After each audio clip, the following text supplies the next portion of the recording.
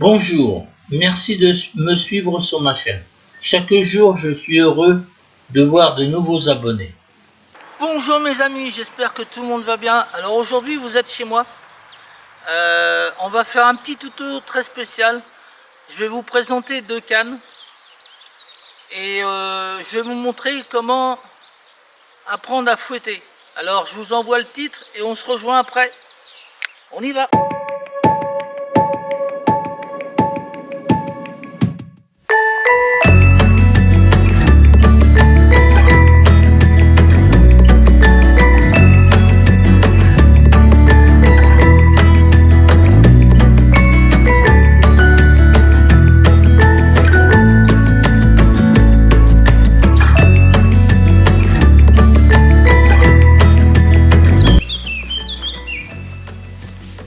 Coucou mes amis, me revoilà. Alors je me suis préparé. Alors aujourd'hui, comme je vous ai dit sur le titre, avant que je balance le titre, on va faire un tuto spécial. Je vais vous expliquer comment fouetter avec une canne à mouche, prendre la canne à mouche, bien la positionner, bien faire partir le fouet et vous expliquer en détail sur la canne. Quelle canne qu'il faut prendre quand on débute, à quoi sert la soie quand on dit une soie de 4 et une soie de 3. Alors je vais vous montrer tout ça. Alors c'est juste la base pour que je vous explique, parce que bon, pour l'instant on va pas comme les professionnels vous montrer tout, mais je vais vous expliquer juste la base pour commencer la mouche. Alors attention, tuto, c'est parti. Alors voilà, une canne à mouche, c'est ça. Alors il y en a beaucoup qui se posent la question, c'est quoi les soies de 3, soies de 4, soies de 5, soies de 6, etc., etc. Alors il faut dire une soie, c'est le nombre de la canne. Faut que ça corresponde à la canne. Par exemple, si vous prenez une soie de 8 ou de 7, pardon, une soie de 8 ou de 7, ça ira pas sur cette canne. Parce que cette canne-là peut accepter une soie de 5 et une soie de 4. Pas plus. Parce que si vous mettez une soie de 4 sur cette canne-là, bah, quand vous allez fouetter, bah, vous allez avoir des grosses surprises. Parce qu'il ne faut pas oublier, quand vous fouettez, la mouche, elle va à 80 à l'heure. Oui, mais oui, 80 à l'heure. C'est pas la canne qui fait fouetter la soie. Non, non, c'est la soie qui propulse la mouche. Donc si vous mettez une soie de 7 ou une soie de 8 sur cette canne-là, bah, croyez-moi, quand elle va arriver, la mouche elle va taper sur votre canne et elle est cassée. Net, ça se casse net. Alors, quand vous achetez une canne, il faut toujours regarder. Alors, des fois, c'est marqué, vous voyez. Alors, je sais pas si on va voir très bien, parce que c'est marqué soit 10 pieds, c'est la longueur de la canne. Voyez. Et soit 4 et soit 5. Alors, celle-là, c'est une 10 pieds. Très bien, c'est très bien. Et c'est une 3 brins. Ça veut dire qu'il y a 3 étages. Voilà. Donc, alors on revient, comme je vous ai dit, là, la canne et la soie. Il faut, ça c'est une soie de 4. Il faut toujours que ça corresponde avec la canne.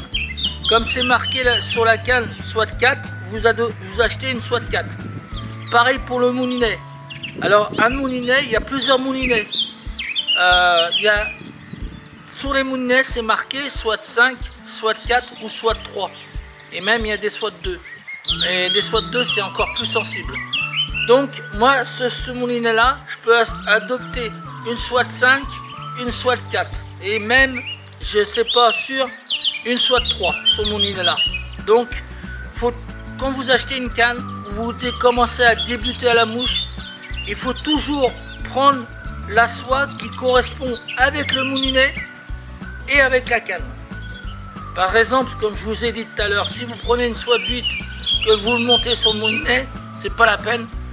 Si le moulinet est adopté pour une soie de 4, ça ira pas sur une soie de 8. Voilà, ça ira pas dessus. Donc il faut toujours regarder devant la canne.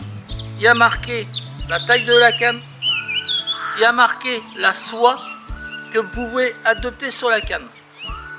Voilà. Après, il y a des fois, alors des fois c'est pas marqué sur les moulinets. Moi, celui-là c'est pas marqué, il y a juste la marque.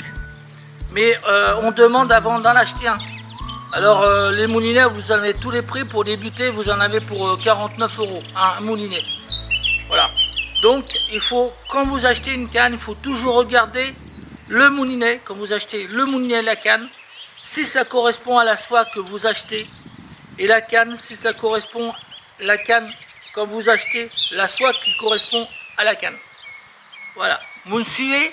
Bon, allez, deuxième étape. Alors quand vous fouettez, alors moi je prends ma canne comme ça, vers le pouce. D'accord? Bon, j'espère qu'on voit là. Alors, vous prenez votre canne, il y en a qui le prennent comme ça, le doigt. Hein? Là, vous pouvez le prendre le doigt, il n'y a pas de problème. Mais moi, je prends le pouce. Moi, j'ai toujours eu l'habitude de le prendre pour le pouce. Alors, quand vous fouettez, on va faire une démonstration. Alors, je vais mettre de ce côté-là, parce que je vais fouetter vers l'herbe. Il faut jamais, quand vous fouettez, il faut jamais fouetter sur le goudron, parce que ça abîme la soie. Et après, la soie se casse.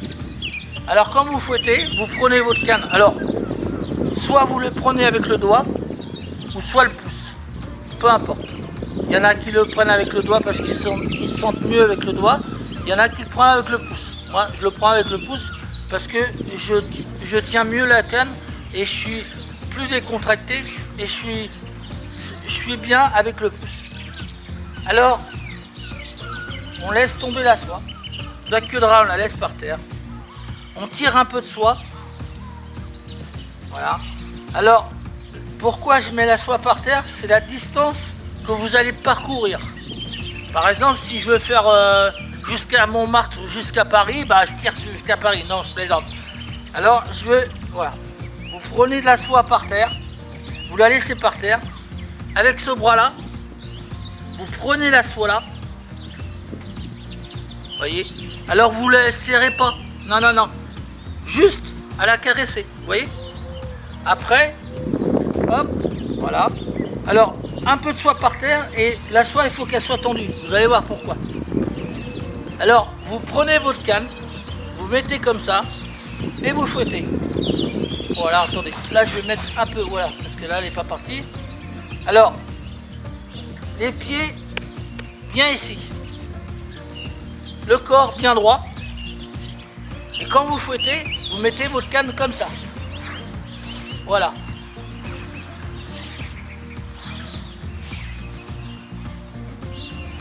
Voilà. Et après, vous pouvez tirer sur la soie et vous la laissez partir. C'est le bras qui tient la soie qui propulse la soie pour aller plus loin. Vous voyez? Alors on recommence. Je vais aller doucement. Voilà. Alors votre canne, il faut qu'il va derrière l'oreille. Vous voyez? Hop, on ramène. On tire, on ramène. On tire, on ramène. Alors moi au début, pour prendre l'habitude, je mettais un journal. Et puis, hop, je faisais comme ça. Voilà. Après, alors, vous tenez, quand vous faites comme ça, vous tirez, voilà. Et après, vous tirez sur la soie pour faire partir la soie. Vous voyez? Hop. Voilà. Vous donnez une tension à la soie. Par exemple, si vous ne tirez pas sur le bras, qu'est-ce que ça va faire? Eh bien, la soie va être bloquée. Et quand vous allez pêcher avec une mouche derrière, bah vous risquez de l'avoir dans les fesses. Si regardez, moi si je tire pas la soie, voilà. Vous voyez? La soie elle bouge pas. Vous voyez? Et ça peut être dangereux. Parce que quand vous pêchez avec une mouche derrière, eh ben, la soie peut revenir sur vous, dans les oreilles ou dans les fesses. Et quand vous en avez une dans les fesses, bah là c'est pas la peine. Hein. Alors vous prenez, hop, et vous, voilà. Regardez, et ça part tout seul. Et si je veux la faire partir un peu plus loin, voilà, je tire sur la soie, le bras qui tient la soie. Voilà, alors après on ramène. Alors il faut toujours le bras bien à la côte. Et puis après, vous prenez, toc, tout doucement. Voilà. Alors moi, ce que je faisais au début, je prenais un seau, je prenais un bout de laine, je l'attachais au bout de ma queue de rat, et je représentais mon seau un gobage. Faut que je mettais la laine dans le seau. Voilà. Et je m'entraînais tout le temps à faire ça. Vous voyez, regardez. Hop. Alors là, je tire sur ma soie. Et puis elle part. Voilà, rien n'est compliqué. Alors pour apprendre au niveau du fouettage, c'est que faut un petit peu longtemps, hein, parce que vous n'allez pas atteindre tout de suite tout le tour. Hein. Non, vous n'allez pas faire des coups très loin. Non. Au début, vous allez apprendre à bien fouetter, à bien vous tenir et de mettre la canne droit. Voilà. Vous voyez? C'est comme ça. Et après, vous laissez partir. Alors, vous pouvez allonger votre bras aussi. Il y en a qui fouettent comme ça et qui allongent le bras comme ça. Ça, c'est bien aussi. Vous voyez, vous fouettez, vous allongez le bras. Ça donne, la soie, ça donne une poussée pour qu'elle aille plus loin. Alors, il y a cette technique-là, vous fouettez. Voilà. Et après, vous donnez un coup de canne avec votre bras pour qu'il parte bien. Vous voyez? Mais bon, c'est une technique la pêche à la mouche. Vous voyez, regardez. Moi, je fouette, mon bras qui tient la soie. Hop, regardez. Hop, et hop. Voilà. On va recommencer. Voilà, on fouette. Regardez, mon bras qui tient la soie, il a fait partir la soie. Vous voyez? Et puis après, alors une chose aussi, moi quand j'apprenais aux gens à pêcher à la mouche, il y en a, c'était pire, mais ça c'était le début, il y en a qui partaient avec la canne comme ça. Non, il ne faut pas partir avec la canne. Non, il faut rester en position. Ou il y en a qui faisaient comme ça. Ah non, ça c'est très dangereux. C'est très dangereux. Non, vous restez en position comme ça, tout cool, et puis après vous fouettez. Voilà. Et après vous laissez partir tranquillement la soie. Quand vous laissez partir la soie, c'est la soie qui doit glisser sur votre main. Il ne faut pas la retenir. Vous voyez, on va faire un petit essai. Voilà, je fouette. Regardez mon bras. Hop, je balance. Et ma main, elle tient à peine la soie. Et quand je veux la laisser partir, hop. Voilà. Alors, il faut vous entraîner comme ça. Voilà. Toujours bien droit. Et puis après, vous lâchez. Alors, qu'est-ce que vous en pensez? C'est pas compliqué la pêche à la mouche. C'est une pêche qui est... Alors, il faut beaucoup de patience. Parce que ça prend beaucoup d'années. Enfin, pas beaucoup d'années, que j'exagère quand je dis ça. Donc, voilà le fouet, pour vous apprendre le fouet, comment c'est. Alors, j'ai juste ça. Alors, il y en a qui font il y a un autre système. Vous savez, les métronomes de piano, eh ben, il y en a qui font ça. Ils le mettent en marche, et puis ils comptent. Ils comptent, puis après, ils le laissent partir. Voilà. Il y a plein de solutions pour apprendre à la mouche. Vous voyez? Alors après, bon, moi j'ai une technique. Moi, c'est pas pareil. Moi, je vous l'envoie jusqu'à le côté. Hein. Mais moi, j'ai de l'expérience. Alors voilà. Alors toujours garder la soie par terre. C'est la soie qui est par terre, c'est la distance que vous allez parcourir pour la mettre à l'autre rivière. Voilà. Alors vous faites comme ça. Alors toujours, il faut laisser une soie droite qui est au bout de votre canne, parce que la mouche, il faut qu'elle soit un petit peu en hauteur pour pas accrocher quand vous allez la fouetter, l'herbe ou quoi que ce soit. Alors vous prenez, voilà, vous faites comme ça. Et après vous tirez. Et après vous lâchez. Voilà. Voilà comment faire Alors après, il y a plusieurs techniques, quand vous saurez bien pêcher. Il y a le revers. Alors le revers, je ne vais pas trop le faire là. Je vais le faire ici parce que là, je n'ai pas envie d'accrocher. Et puis j'ai ma caméra en face de vous. Alors le revers, c'est comme ça. Voilà le revers, c'est ça. Ça, c'est une technique de revers. C'est ça le revers. Vous voyez? Voilà. Mais ça, le revers, il faut bien le maîtriser. Vous prenez votre canne là et vous fouettez comme ça. Voilà. Vous voyez? Il y a le revers. Après, il y a plusieurs techniques. Mais bon, je ne vais pas vous apprendre à...